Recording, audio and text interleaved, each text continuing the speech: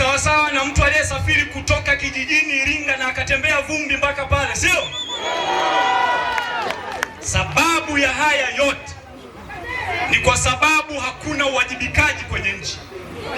Yaani serikali hakuna wa kumwajibisha serikali, kwa sababu hata ile mihimili mitatu ya dola, bunge, serikali na mahakama, vyote ni serikali.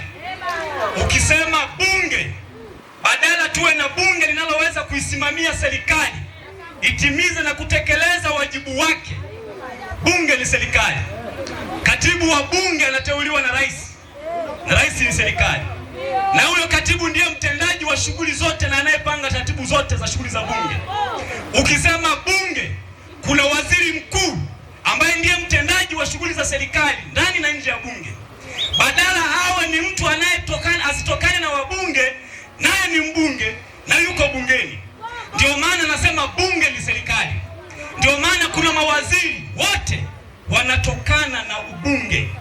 Kwa hiyo badala ya kuwa na muhimili wa bunge unaoweza kuishurutisha na kuilazimisha serikali itimize majukumu yake, kumbe bunge imegeuka kuwa serikali. Ukiangalia muhimili wa mahakama ambao ndio ulipaswa usaidie kutenda haki katika taifa. Taifa lijengwe na kusimamishwa katika haki. Muhimili wa mahakama na wenyewe ni serikali. Jaji mkuu anateuliwa na rais. Rais ni serikali. Hata hawa wahakimu makazi mpaka wilaya na mikoa, hata mamlaka zao za nizamu ni hawa madasi, ni hawa marasi.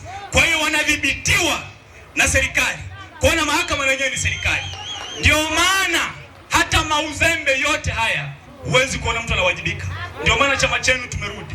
Tumesema awamu hii, mara hii lazima katiba mpya ipatikane, tena inayotokana na nyie, ili wao viongozi wanaitwa viongozi wa serikali wao wana uwezo wa kuwajibishwa, kwa sababu ndio tumeanza. Tutakuja kata kwa kata, mtaa kwa mtaa, hakuna nyumba tutaacha kufika.